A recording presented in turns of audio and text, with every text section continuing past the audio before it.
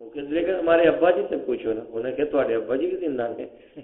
ابا جی کی 95 سال عمر.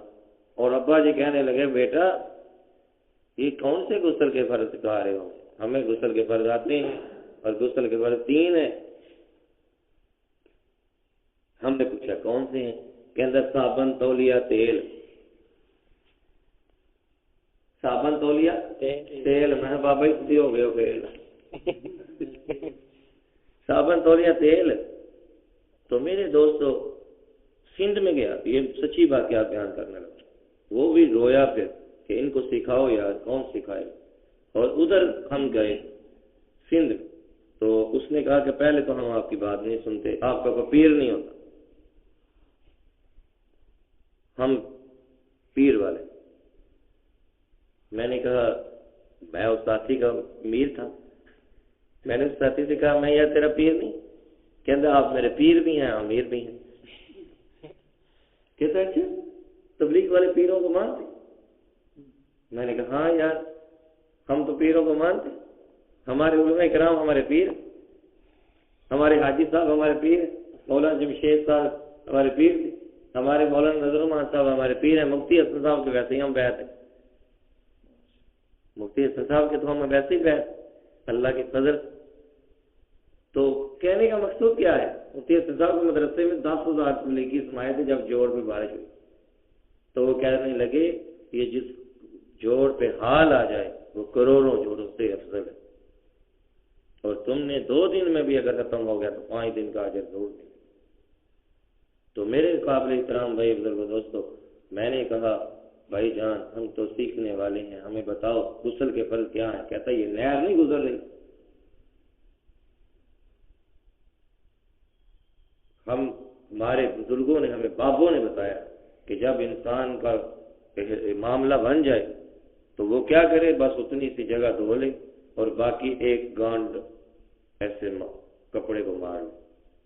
پھر جب دوسری دفعہ ہو جائے پھر دوسری, جب 7 دفعہ ہو جائے تو ادھر نہر پہ آؤ, ناک پہ ہاتھ رکھو, 7 گوتے لگاؤ, 7 غسل پورے. یہ سندھ والوں کا.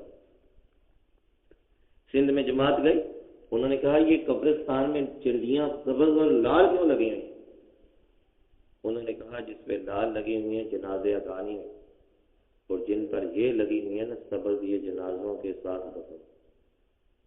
پھر انہوں نے پوچھا, ایک جنازہ لایا گیا سندھ والوں کی طرف سے, جماعت والوں میں عالم ہوتے ہیں, انہوں نے کہا پڑھا دو ہمیں. انہوں نے کہا کہ بھائی میت کا پہلے وہ صاف کرو, خون تو صاف کرو, یہ کفن سارا خون والا بنا دیا. انہوں نے کہا ہم نے تو ابھی یہ خون نکالا ہے میت کا. کہا کیا کیا؟ کیا ہم نے بایاں ہاتھ اس کا کاٹ دیا تاکہ اللہ دائیں ہاتھ میں نہ مال پکڑائے. اتنی جہالت, نکلو گے تو سمجھ آئے. ایک بچی کا جنازہ لایا گیا, میں خود ذمہ دار تھا اس کو. انہوں نے کہا پڑھاؤ. میں نے کہا کیوں پڑھاؤں, پہلے سارے بیان سنو. میں نے کہا مولوی تمہارا کدھر؟ کہتے 10ویں پنڈ تو 10ویں پنڈ سے لانا پڑتا ہے, 2000 کا نام ہوتا ہے. ہم غریب لوگ ہیں. میں نے کہا اگر اپنے بچوں کو عالم حافظ بنا لو تو پھر تمہارے بچے ہی پڑھائیں گے. پھر ان کی مساجد میں امام نہیں تھا. میں نے پوچھا کیوں نہیں رکھتے؟ کہا ایک امام رکھا, اس زمانے میں یہ نیا ہے, اب تو یہ لانا ہی نہیں چاہیے. نیا آیا تھا موبائل, تو 36,000 کا ہم نے لے کر دیا. دوسرے دن مولوی صاحب غائب ہو. پھر ایک مولوی صاحب رکھے, عظیم ان کا نام تھا, اور ان کی ہزاروں ایکڑ زمین تھی. وہ اس علاقے کے وڈیرے تھے. وہ بتا رہے تھے, کہتے دوسرا مولوی رکھا تو دوسرا مولوی اسپیکر لے کر غائب ہو. تو میں نے کہا اگر اپنے بچوں کو مولوی بنا لو تو یہ مولوی بنانے کی محنت. وہ کہتے ڈاکٹر زین تبلیغ میں لگا, اپنے بچے کو حافظ عالم بنا گیا. زاہد خان پٹھان تبلیغ میں لگا, اپنے بچے کو ایک کو حافظ ایک کو عالم بنا گیا. فدا حسین لگا, اپنے اپنے بچے کو حافظ، دوسرے کو عالم بنا رہے ہیں۔ جتنے بھی تبلیغ میں لگے ہمارے پنجاب کے، وہ اپنے بچے کو ڈاکٹر بناتے تھے، انجینئر بناتے تھے، سینئر بناتے تھے، سکالر، پروفیسر اور جنرل اور کرنل اور بریگیڈیئر اور تاجر اور اجیر اور وزیر اور ایم پی اور ایم این اے، یہ کونسلر، یہ بنانا چاہتے تھے۔ لیکن جب تبلیغ میں لگے تو میرے نبی والا، نبوت والا علم ان کو دینا چاہتے انہیں ترمذی، نسائی، ابن ماجہ اور سنن نبی داؤد اور بخاری شریف اور مسلم شریف اور مسند احمد اور موطا مالک دینا چاہتے ہیں، ان کے اندر صحاح ستہ کو بھرنا چاہتے ہیں اور ان کو چٹائیوں پر بٹھانا چاہتے ہیں کہ انہی چٹائیوں پر بیٹھنے والا سید عطا اللہ شاہ بخاری سید انور شاہ کشمیری رحمۃ اللہ علیہ بن گئے، جنہوں نے کہا تم ساری کتابیں بھی پہلے ہند میں ڈال دو، میں پھر لکھ ڈالوں۔ مشقت کی ذلت جنہوں نے اٹھائی، جہاں میں ملی ان کو آخر بلائی، بغیر اس محنت کے کسی نے نہ پائی۔ ان کو کبھی مشک روٹی کھائی، کبھی وہ بھی نہ کھائی۔ مشقت کی ذلت جنہوں نے اٹھائی، جہاں میں ملی ان کو آخر بلائی، بغیر اس محنت کے کسی نے نہ پائی۔ فضیلت نہ عزت نہ فرما روائی، مخالف گلستان میں جتنے بڑے ہیں ہمیشہ وہ نیچے سے اوپر۔ یہ کرونا وائرس کیا ہے؟ معصوم بچیوں کو حجاب نہیں پہننے دیتے تھے کافر اپنے ملک کو، ہم مردوں نے بھی حجاب لگایا۔ کشمیر کو کرفیو لگا کر انہوں نے مسلمانوں کو بند کیا، اللہ نے پوری دنیا بند کر دی۔ کس کی آنکھ جاتی ہے پلک پر رحم لانے کے لیے، بادلو اس کو تو رستہ دے دو جانے کے لیے۔ ظلم پہ اندر قائم نہیں رہنے دیتے کسی۔ پھر کیا ہوتا ہے؟ چائنا والوں نے سمجھا ہم نے معیشت پہ قابو پا لی، پوری دنیا کو کنٹرول کر جائیں گے۔ اللہ کہتا ہے رزق کا دروازہ چائنا کا بند کرو، اوپر والا کھلا رہنے دو، ان کو پتہ لگے۔ امریکہ سمجھنے لگا میں سپر پاور بن گیا، اللہ نے فقیر سے کرونا وائرس کے ذریعے اس کی سپر پاوری کا ستیہ ناش کر دیا۔ سپر پاور تو اللہ ہے۔ پھر انہوں نے علاج ڈھونڈنا شروع کر دیا، کہتے ہاتھ دھو اور منہ میں پانی ڈالو، ناک میں پانی ڈالو، وضو زندہ باد، اسلام زندہ باد۔ تو یہ ساری چیزیں اللہ اپنے دین کو سچا ثابت کرنے کے لیے کر رہے۔ اس زمانے میں لنگڑا مچھر بھیجا، آپ نے تو شاید تاریخ پڑھی کہ نہیں، آپ نے تو کتابیں پڑھی، تاریخ نہیں پڑھی آپ؟ تاریخ میں لکھا ہے کہ پھر نمرود بھاگا، دیکھا جب فوج ساری تباہ ہو گئی، بھاگا، لنگڑا مچھر پیچھے پیچھے آ رہا تھا، کہتا بچاؤ بیگم۔ جو انسان اللہ سے نہیں ڈرتا اپنی بیگم سے ڈرتا ہے، بیوی سے ڈرتا ہے، بیوی کی وجہ سے رشوت لیتا ہے، سود لیتا ہے، بدیانتی کرتا ہے، چوری کرتا ہے، ڈکیٹی کرتا ہے، ناپ تول میں کمی کرتا ہے، ملاوٹ کرتا ہے اور اس طرح کے سارے گنونے فیل کرتا ہے۔ بیوی کی وجہ سے میرے دوست جھوٹ بولتا ہے، روزے چھوڑتا ہے، نمازیں چھوڑتا ہے۔ اب کیا ہوتا ہے؟ میرے قابل احترام بھائی ادھر کو دوست بیوی کو کیسے بچاؤ؟ اس نے کہا ساری دنیا کو سجدے کراتے ہو، میں تمہیں کیسے بچاؤں؟ انہیں لا لتر لیا چپل، اور اس وقت جب اس کے دماغ کی اس جگہ پہ گھس گیا نا جہاں اللہ نے تکلیف دیں گی، تو بیگم نے لتر مارا اس کے سر، اور وہ کہتا ہے علاج کریں گے۔ اور پھر آگے کیا لکھا ہے؟ 400 سال کا بیش اس نے لتر کھائے۔ اس زمانے میں فلیکس تو نہیں تھا، ایک بورڈ لگا ہوا تھا کہ مجھے سجدہ کرو پھر مانگو۔ اب بورڈ لگا ہوا ہے، مجھے جتنے جوتے کوئی زیادہ لگائے گا اتنا رب نہ ڈانگی ماردہ تھے ماتک والی کو۔ پھر ایک وزیر تھا، اس کا کیا تھا؟ وزیر۔ اس نے کہا ہمارا بادشاہ لتر کھاتا ہے، چپل کھاتا ہے، جوتے کھاتا ہے۔ اس نے کہا بادشاہ سلام آپ کے لیے ایک زبردست تیار کرو لتر۔ اس نے کہا کرو۔ اس نے کہا ایک لوہے کا چپل تیار کی۔ بادشاہ سلامت کو کہا ایک دفعہ مارنا پڑے گا۔ بادشاہ نے کہا جلدی مارو۔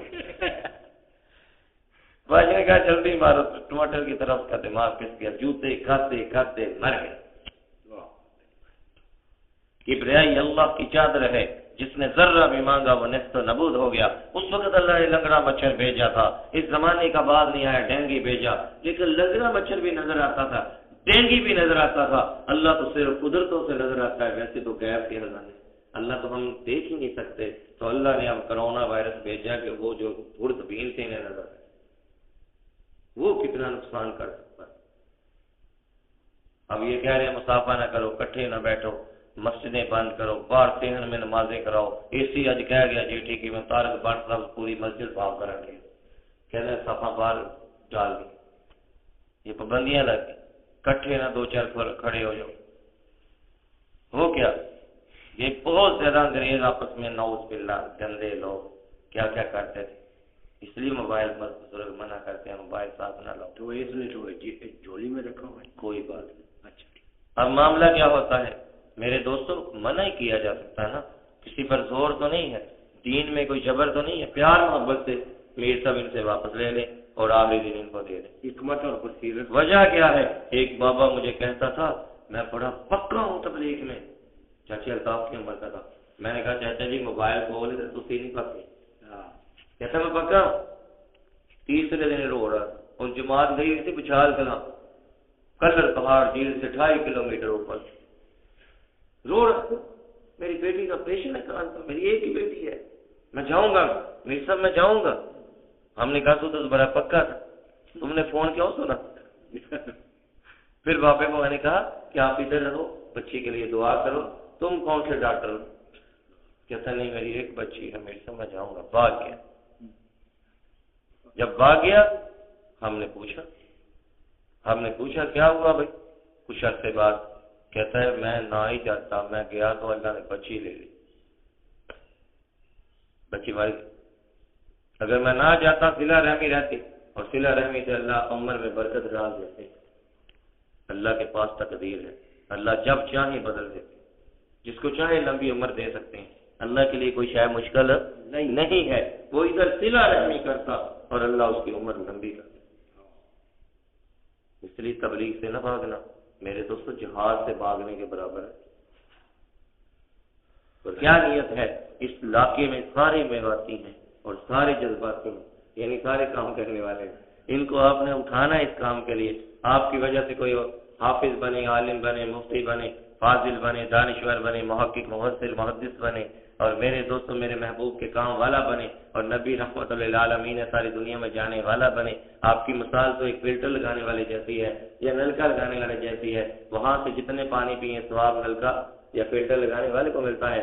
آپ کے کہنے پر اگر کوئی نماز پہ لگ گیا، روزے پہ آ گیا، زکات پہ آ گیا، صدقہ دینے پہ آ گیا، خیرات پہ آ گیا، عادات پہ آ گیا، عبادات پہ آ گیا، معاشرت پہ، معیشت پہ، معرفت پہ، حقیقت پہ، تقوی پہ، پرہیزگاری پہ، حقوق اللہ، حقوق الباد، 24 گھنٹے کی سنتوں پہ آ گیا، اپنے بچے کو حافظ عالم مفتی بنانے پہ آ گیا، میرے محبوب کے کام والا بن گیا، تو میرے دوستو آپ قبر میں بھی چلے جاؤ گے، اجر وہاں بھی پہنچے گا، کیونکہ نیکی کا بدلہ نیک ہے، بددے بدی کی بات لے کیا خوب سودا نقد ہے، اس ہاتھ دے اس ہاتھ لے۔ تو میر کی اطاعت میں کس کی اطاعت ہے؟ نبی پاک، اور نبی پاک کی اطاعت میں اللہ کی اطاعت ہے، کہ ہر کام سے میرے سامنے مشورے نہ کر لو، ٹھیک ہے ٹھیک ہو گیا۔ دیکھو آپ کی سکھایا کرو، دیکھو بھائی میں سمجھایا بھی ہے بھائی خیر نہیں ہے، نہیں